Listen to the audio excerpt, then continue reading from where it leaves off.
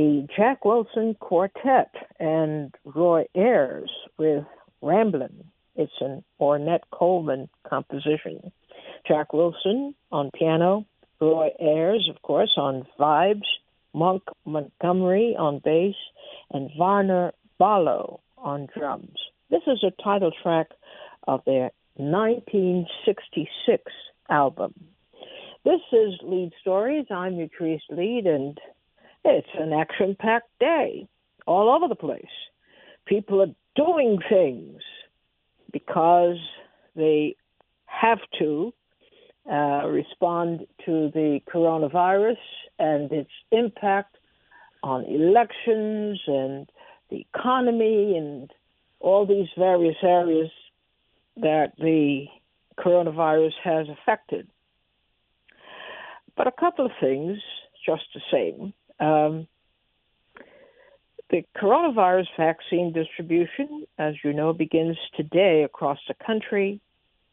But in many parts of the country, there is great distrust of the government and of the vaccine itself. So how will people come to terms with that? How will the system itself come to terms with that? When people are showing marked apprehension about taking part in the distribution of the vaccine, taking the vaccine, which supposedly is going to alleviate a major problem. But theirs is an attitude that goes back many, many decades. And it still hasn't left them. People remember the days of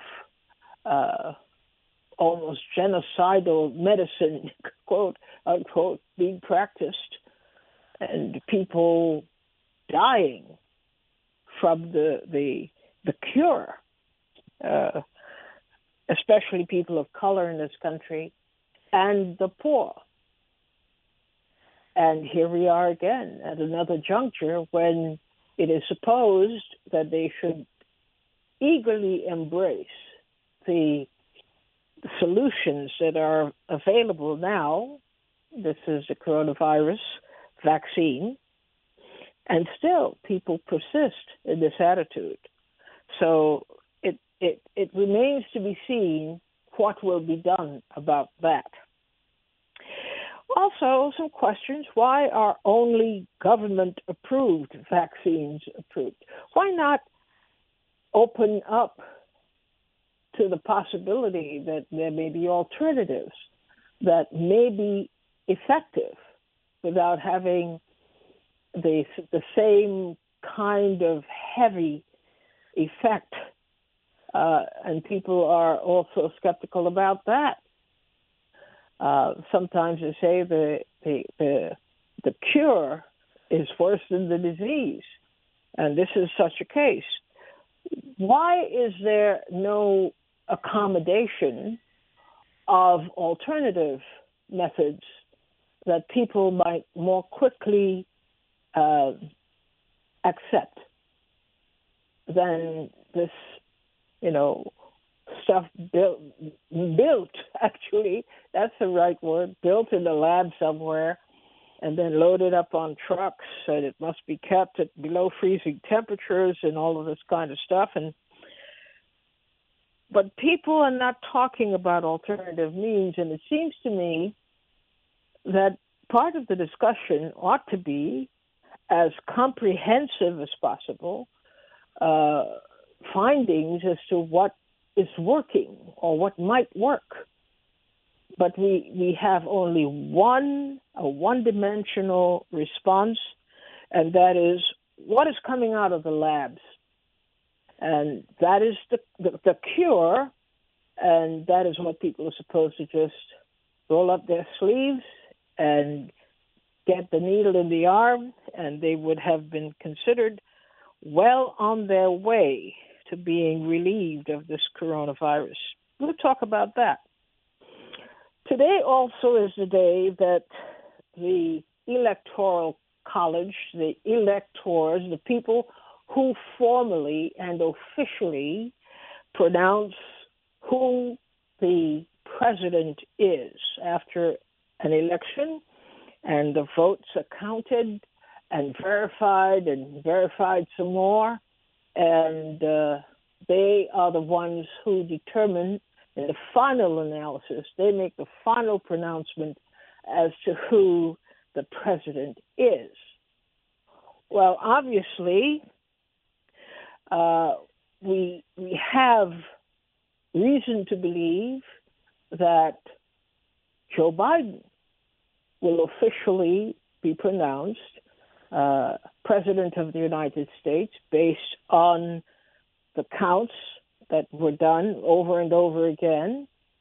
And now the electors, these are the people elected by the votes to represent the voters and what they say. And the voters, they say, have said Joe Biden is the winner. Not Donald Trump, not Joe Dokes, not Penny Pokes, but Joe Biden is the winner. So we'll see how that goes over. We know in Trump land that is not going to go over very well at all. It's going to be a problem.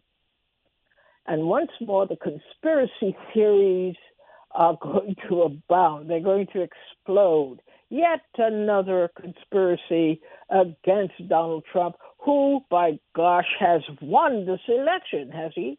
Has he not? This is an amazing thing to see where this country is at this time, with all of the intellectual might that is available, with all of the progress that could be made, with all of the extraordinary feats that have been accomplished already, and yet more to come. This is where we are.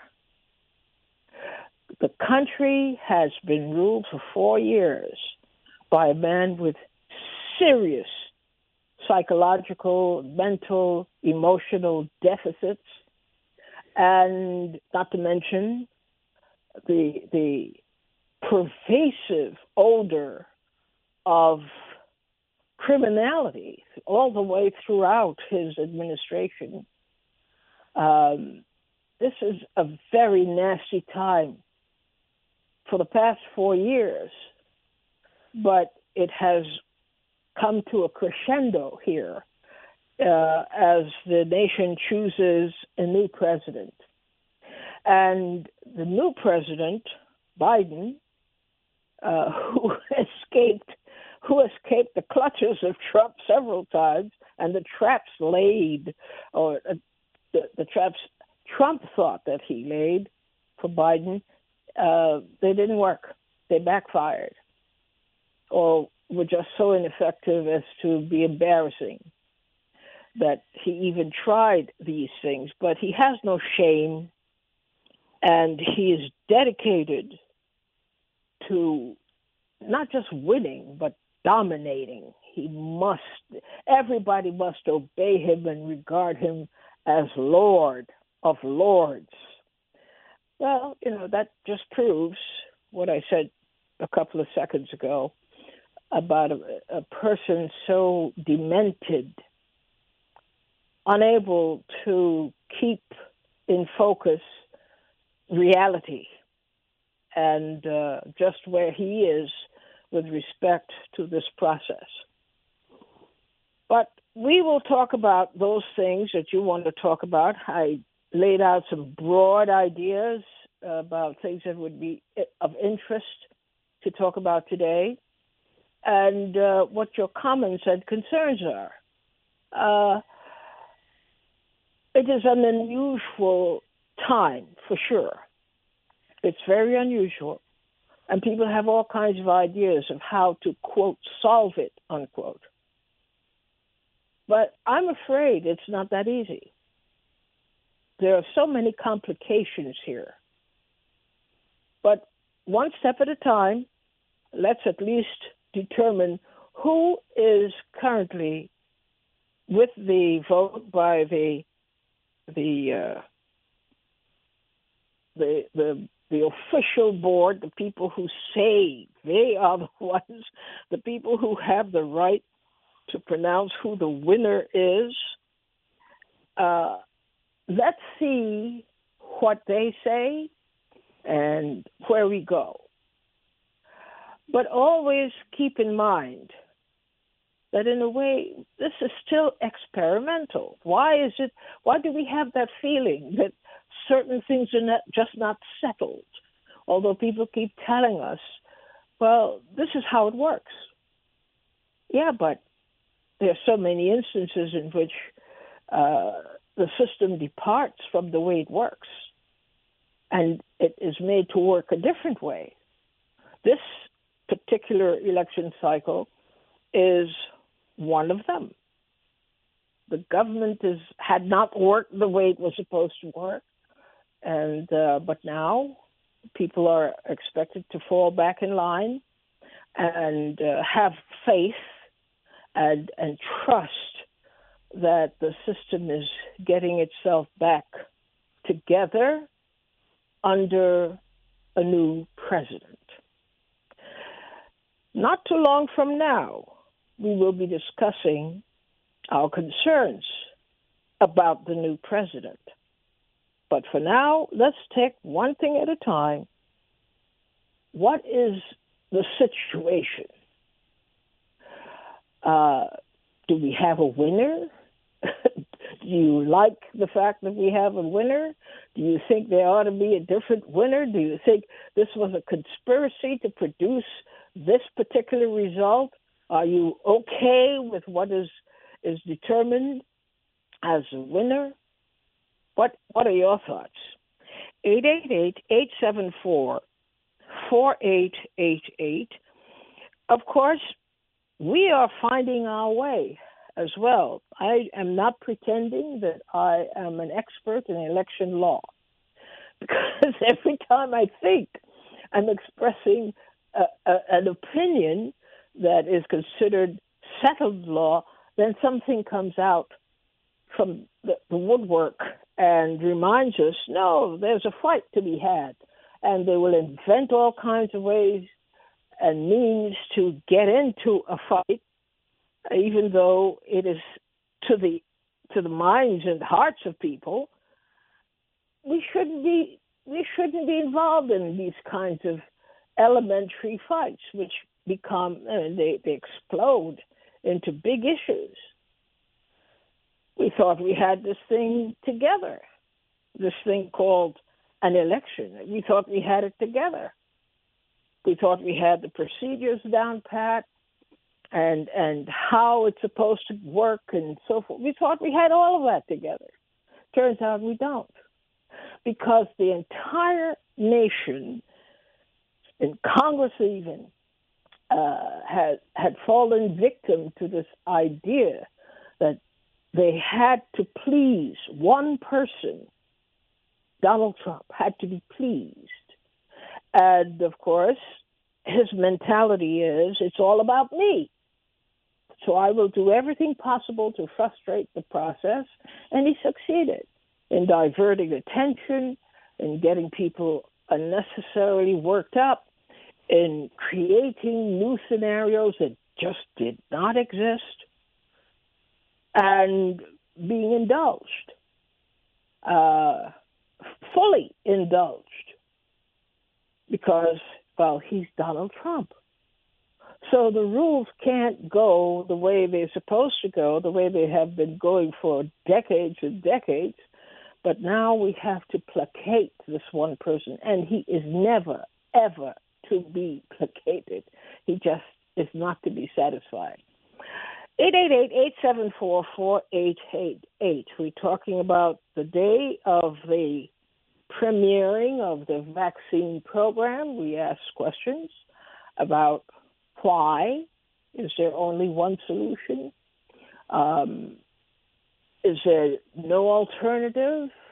People supposed to just go with the flow and take this vaccine, even if they have apprehensions, which are justifiable, I would argue, given the history of medicine and the many instances in which medicine itself as an institution had failed the people, deceived the people.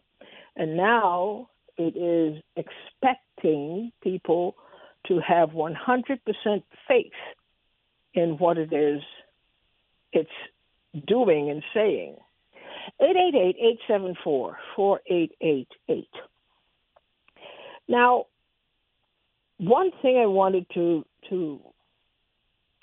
ask for your attention on is how would you categorize our state of being right now as a nation? It is not just, after all, about a vaccine. It's not about who won. It's what is the state of affairs in this nation? Are we okay with it? Do we feel safe as citizens of the nation on all these various levels? Is the concept of democracy working in that the purpose of government is to see to the needs of the people as expressed by the people themselves?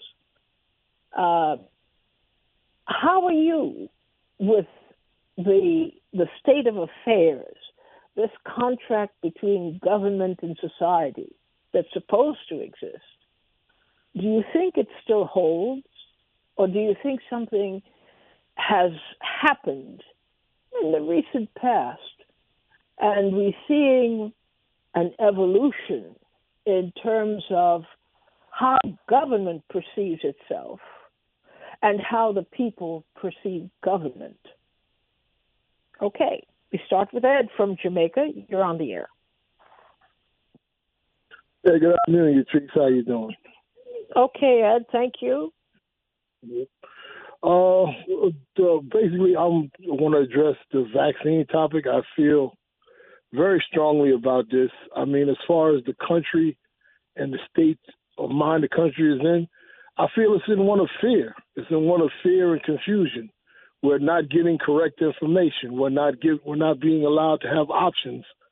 And we should, in quote unquote a democracy, have freedom of will and freedom to listen to opposing viewpoints without the person presenting these viewpoints to be considered a conspiracy nut or heretic or heresy.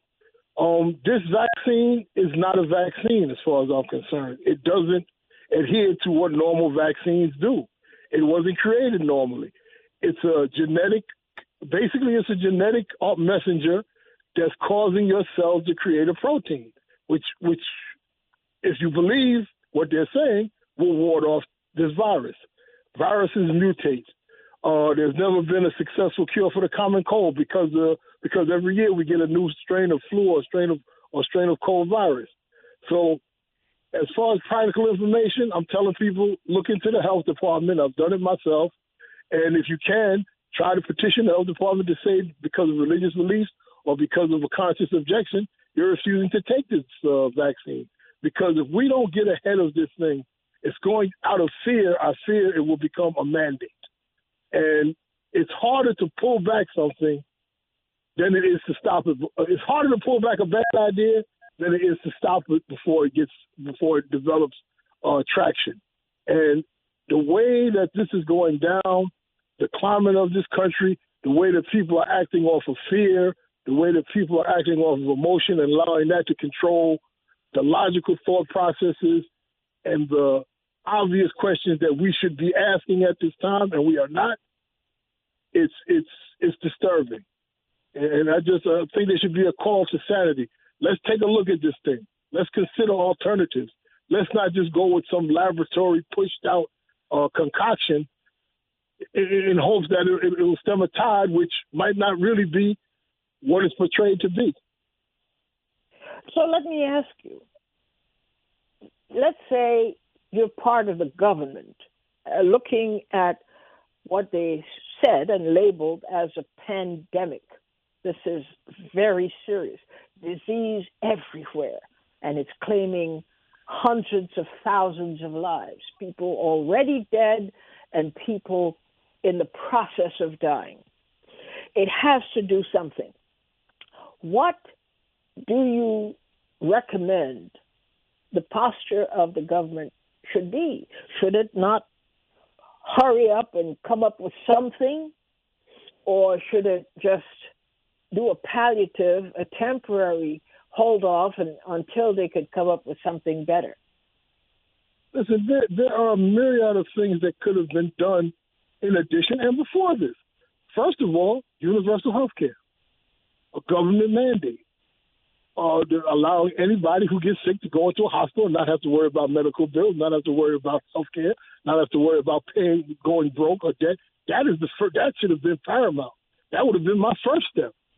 Universal health care. We're mandating free health care for everybody. So whatever, if you want to get tested, if you're sick, whatever, since a lot of the deaths of this virus are due to a comorbidity or pre-existing conditions, let's service that. Let's start there. That's a ground base to start. We're going from one extreme to the other, and it's based in fear. People are acting off of fear. I see people sitting in their cars wearing masks. You don't need to wear a mask in your car if your windows are closed. I've seen people alone sitting around wearing masks or practicing.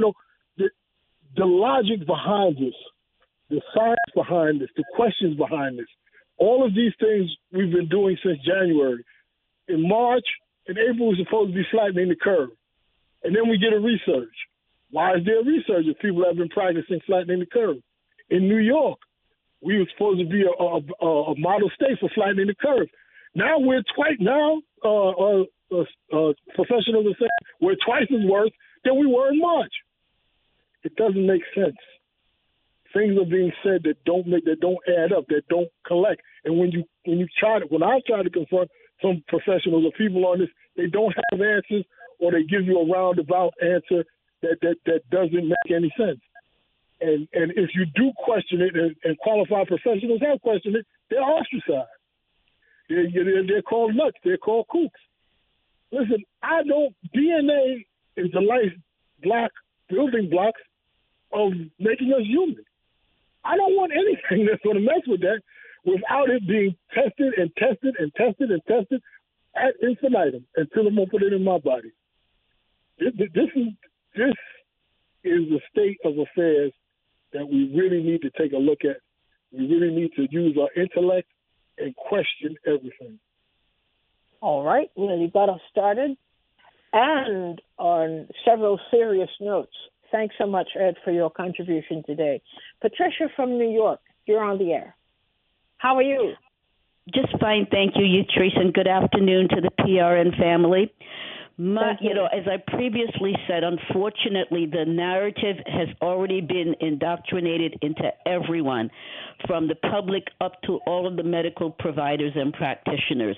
Everybody is saying the same thing. Here in New York, they televised the first nurse in New York City who received the vaccine this morning. And, of course, if you had listened to her about how, this was a pandemic and everyone should believe that the vaccine is safe, you would have thought, my God, she's reading a public service announcement. So I want to expand on what Ed just said, because my concern is that the narrative is not just in this country. The narrative is worldwide. And you look at all the oppressors. You look at the UK, you look at the US, you look at France. They have all decided, Australia, they have all decided that this is the narrative and this is what's going to be forced on the public around the world. If they're beginning to talk about, universal passports where you now have to document either your vaccination status or your test status, which means you can't move from state to state or country to country now without sharing this very personal information. So that's what alarms me more than anything else, the control of people's health worldwide. Well, what do you say to the argument that, comparatively speaking, the individual's concerns are not nearly as important as the aggregate concerns of the state or of countries of the world. And it is, in fact, a pandemic. People are dying by the millions now, if you add up all the different countries and the victims of coronavirus. But what alternative do they have to respond to an evident need, a pressing and evident need? Well, if you look at the countries that have gotten their transmission rates under control, they did it prior to this vaccine being released. So what did they do? And is their response a model for what we should be doing? Go on. This is interesting. You started. That's a very interesting thought. I don't know what more to say. I mean, I think there are other things that could have been done. Again, looking at what other countries did to get their rates under control, in addition to some of the other things that we know that do not involve the vaccine. Certainly, the supplements that can be taken, which were part of the treatment that Trump and company received when they became infected. So there are other things that could have been done rather than the imposition of this vaccine on the public. But you see a definitive political link with all of this going on. And am I going to be off center if I say also a racial implication here as well? Well, it's funny you should say that, because they're promoting it, first of all, for people in long-term care facilities, which for the most part are our seniors, right? And then they're promoting it to communities of color. Well, I propose, and I certainly could be wrong on this, but I propose that they have decided that seniors in long-term care facilities are expendable, and number two, that so are communities of color. And so those are the number one and number two targets that this is being targeted to. And I don't think I'm off center here.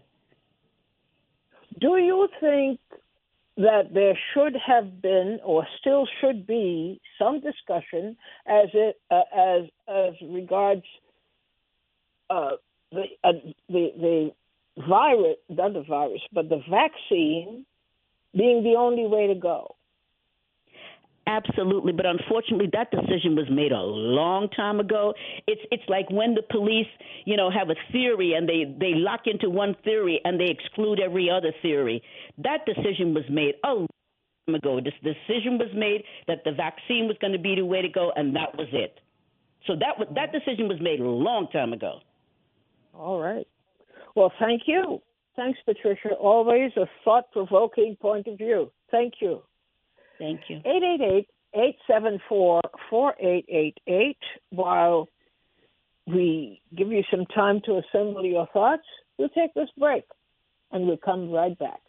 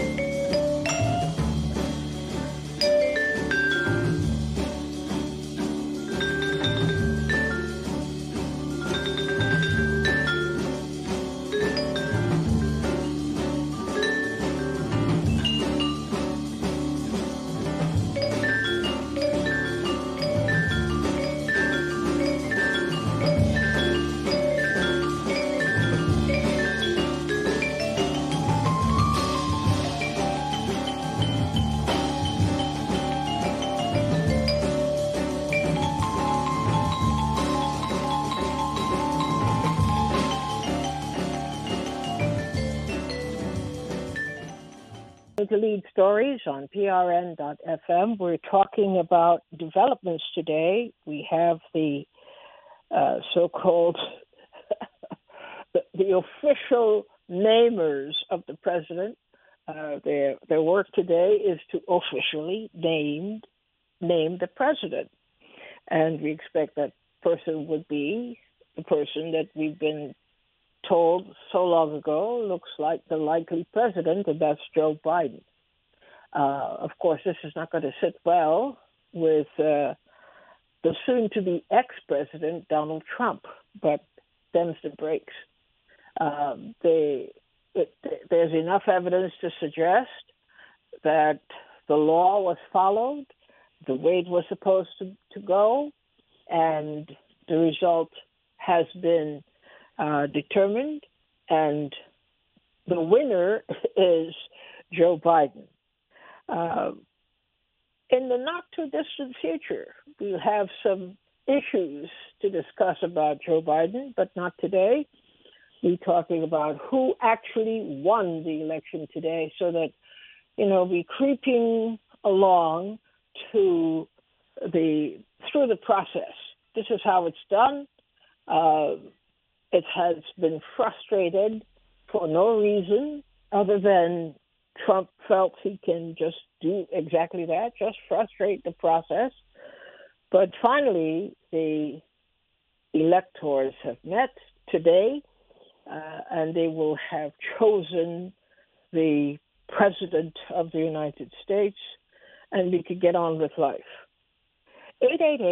888-874-4888. In the meantime, we're talking about today being the official rollout of this vaccine that is supposed to combat the coronavirus, and there are major concerns about it. Every effort is being made to give us the impression that things are moving along smoothly. A hiccup here, maybe a hiccup there, but essentially it is under control, and it concerns the distribution of a vaccine.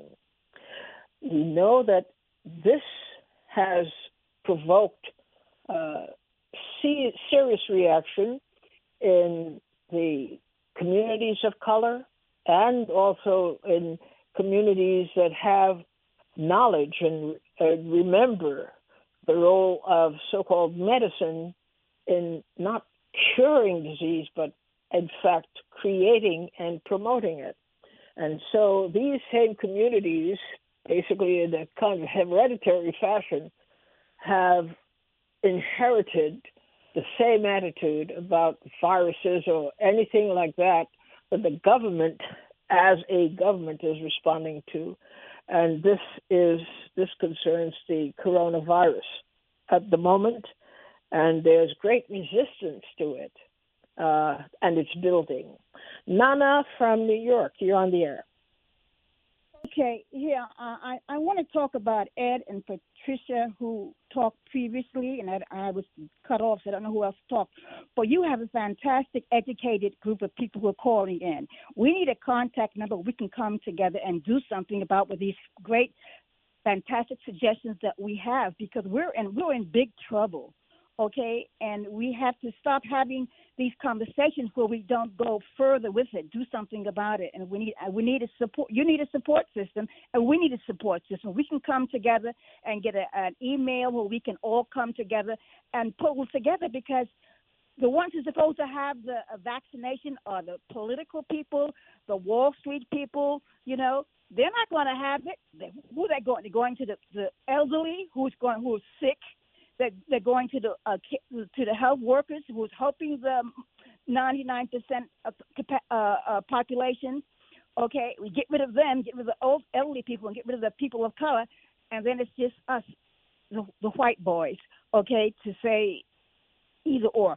But it's important that we do something other than giving our intelligence feedback, and then next, we need to do more than this. You're a fantastic commentator, but we need to get an email where we can come together and do something about it, because we're in dire need, This vaccine is deadly for us. And any foolish person who takes it is doomed. And we all going to be doomed because it's going to be mandatory for all of us to take it. So no one is coming up and saying no, no, no. I mean, we have an armored, brain fog elephant and a hee-haw tailless donkey who's representing us. This is not fair. We need a human being. And there are not many of that around because whenever we find a human being, they're cut off. You know, they cut off their life system. We need some more human beings, and we need to do some in the foxhole work behind the scenes to do something. Well, thank you so very much. We love you. Well, thank you very much. First, we ought to talk. And in talking, you find a way that we can make a valuable contribution. And that in and of itself is a valuable contribution because people don't get a chance to talk. They don't have space to talk. I agree with you. We're doing the talking, okay, and you're egging on people to talk. But the second phase, right behind the first phase, is action. Yes. We need an email to come together behind the scenes and formulate our own, I don't want to say the word, just to formulate our own group. Let's put that word. Group is a very general statement. To form our own strong group because we got a thing going on. All these fantastic people are calling in to you who respect you, okay, and understand what you represent. But we don't make a contact. All I'm saying, we need a contact email for us to come together and do something. That's all I'm saying. We love you, okay, but we need a little bit more. That's what I'm saying. I got it. Okay. Thank you for getting it. We love you, sis. Thank you very much, Nana, for your call today. That is a very strong point, and you can't argue against it. That beyond the talking, we have to actualize. We have to have the talking result in some kind of action that creates a difference, that changes things. Of course, I'm partial to talking because I think we don't really talk enough. We assume that people know. We assume that people ought to get it.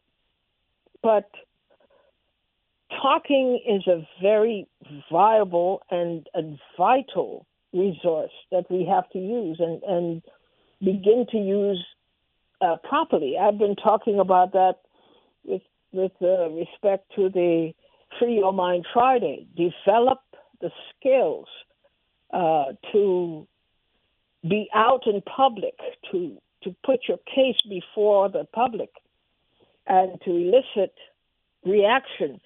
That's what we have to do. Sometimes people think that what's the point? It's no big deal. You could do that. No, it's also a science, and we have to learn how to use the various media effectively to get our point across. And it is part, whether we want to admit it or not, but it is part of the process of creating contact between and among people who share a vision. They sometimes only realize that they have a shared vision when they start communicating with each other. And it would help if we can get a head start with that, getting used to the idea of communicating and communicating effectively and at a particular level. These folks that we're up against, they're not playing, and they have all kinds of ways to frustrate our effort. They have all kinds of outlets that they can turn to support their ideological perspective. We are the ones who assume that people will get our point, but we have to work at that as well. So that is something we have to walk and chew gum at the same time. We certainly have to. because we pressed for time. Things are happening quickly. Decisions are being made outside of our view and outside of our ability to influence outcomes. And so we have to up our game, our communications game. We have to increase it and become more proficient at it. 888-874-4888. This is a very significant day in that we have the intersection between politics and policy. We have officially the naming of a new president, and we have an immediate task that must be accomplished, but it can only be accomplished when addressed by the person who has the authority to do something, and that is the president. So this is a very significant day, and we should take it very seriously. Whether we like Joe Biden or don't like Joe Biden is not the issue. The issue is that his job requires him to respond to the people. The question is, what are we giving him as a demand? We just talked about the fact that the distribution of the vaccine has already begun, and we don't see any accommodation for people who have alternative views about the health care they receive, including and perhaps especially regarding vaccines. So that's out the question from the word go. Should we not press the point that is there only one way to go as far as the president or the incoming president is concerned? And that is get more and more vaccines out there because we're dealing with a pandemic. No matter what people believe, seriously believe, might be serious downsides to this vaccine. We have to insist on being heard. And so we have to know how to use these various forms of media to our advantage. All right, we still have quite a few minutes that you can come in to the conversation and let us know what you're thinking on this day, this very significant day. How is it going to affect us as a nation, this particular day? From this day onward, what do you expect to happen? What will the mood of the people be? What will the mood of the president or new incoming president be? Are we going to see eye to eye? Are we going to accommodate those who we believe are being left out of this whole process and to their detriment? We need to have these conversations. We cannot repeat the dead rules of the past. They do bring death, that's it. They guarantee death. We want to change the attitude of government, especially in the way it responds to the demands of people. That is a major problem and has been in this country.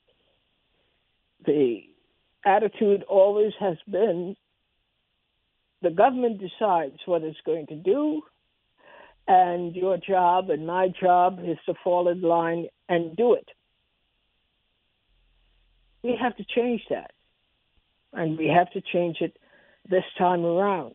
We cannot allow this attitude to prevail because it's detrimental, absolutely detrimental to this whole idea of a thriving, living democracy where people can have some assurance that they're being heard. E from Edgewater, you're on the air. Hi, Trace. Good Hello. afternoon. Good afternoon to you. I think people have to keep their head about themselves and keep it screwed on tight, not get all flustered and crazy over things. Is bad enough what we're dealing with. You know, it's like the proverbial iceberg in the water there. You know, you see the thing on the top is something to fear, but the worst fear is under the water because you can't see how far that iceberg goes out. You don't know how far you need to be away from it. And that's how the media is the top of the iceberg, and they're giving us the surface story, and we're being led this way and that way. What we need to realize is as long as we have faith, we'll be safe, because we know how karma works. And this whole reality that we've been living in for the last 2,000 years and before that has all just been waiting. The rich have been waiting for technology to create machines to take our place, so then they wouldn't need us anymore to be bothered with. And when that point happens, then this is what we're dealing with on the surface here now, because people are being eliminated, and we don't know really what's going on. So we're guessing. Why are we so afraid to see other possibilities? Why do we always have to stick with the story we're getting from the news? Anytime somebody has a different opinion, we want to well, where's your proof? Well, where's this? We're policing each other for their sake. We're helping them keep us controlled by policing each other. It's a real conundrum, Yatrice. I try to add a little here, a little there, and try to get it all into one big picture. But it's very difficult to do because every day we're being attacked with new things.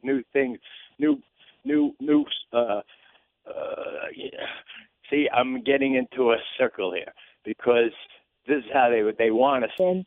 And contributing today. I understand where he's going. He's already getting choked up because there's so much to say, and he's having a hard time, as I think we all are having a rough time trying to make it exact what it is we're feeling. It's very difficult to do in these times. Mike from Florida, you're on the air. Good afternoon, Teresa, and thanks for taking my call. Thank you for calling. Yes, can you hear me? Yes. Yes, okay, great. Thanks for taking my call. This whole media propaganda campaign, it is so diabolical. Now, to date, COVID deaths worldwide is 1.6 million people. However, Yatrice, tuberculosis, TB, which is transmitted through the air, has been killing 1.5 million people for the last several years. And there was no pandemic declared for TB. There was no social distancing declared for TB. Nobody was told to wear a mask because TB is a pandemic. No airports were closed to people coming from various countries which are high TB infected. And when COVID disappears, tuberculosis will still be killing 1.5 million per year, as it has been for the last several years. Now, why is one a pandemic and the other is not a pandemic? There's something wrong here, very wrong. Well, there are a couple of answers to that as well. And it goes into, how does a pandemic become a pandemic? It's created by the media. No, not the media. Not the media at all. The media is just literally the middleman between the source of the information and the intention of the information. Well, I hear what you're saying, Utrice, but if the WHO figures have been, what it is, and this is where the figures come from about the TB infections worldwide. And when COVID disappears, we're still going to have the 1.5 million again and again and again, because this has been what it is over the last several years for tuberculosis, and that's a very contagious thing. No mask wearing if TB is so bad. No restrictions from countries where TB is a high incidence from coming into other countries and traveling. I mean, there is something wrong with the story. It's not adding up. And let me ask you, to your own mind, what do all the TB dominant countries have in common that you could ascertain for yourself? I'm still, skeptical about so much, Utrice, but I just wanted to share that perspective. Thank you so much. I agree, but thank you. But please answer the question, because you were on it and then you ignored it. And it is the crux of the issue. It's a very political decision. That too. What? Yeah. It's a very political decision. What makes TB and cholera and these other diseases stand out as diseases that should be paid attention to, and others not? Yeah. I hear you. You say yeah, but you sound like you think you know. But you wouldn't say. I'm just tired of this whole thing in every respect. Me too. But we find out when we stick to it and we insist on an answer, we insist on finding it, we do find it. And these things that come to us as mysteries wrapped in a puzzle, they really are not. They're quite evident. Yeah. The politics of medicine, et cetera, et cetera. Yes, indeed. And it's more than that. I understand. Thank you so much, Utrice. Thank you very much, Mike, for calling. And that brings us to the end of our program today.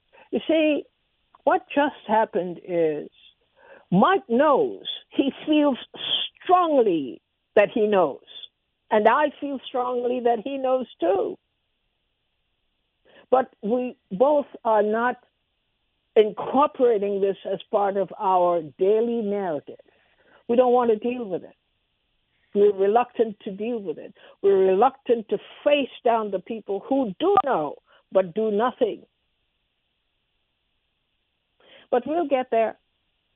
We'll get there because we will have to take it on as a personal mission. Because the people who have died, the people who are suffering now, deserve it. They deserve to have that advocacy. And we are in a position to do something that could change this whole attitude globally. We start small, but we could have a larger vision. Thanks so much for calling in and contributing today. And we'll talk a bit some more tomorrow. Bye-bye.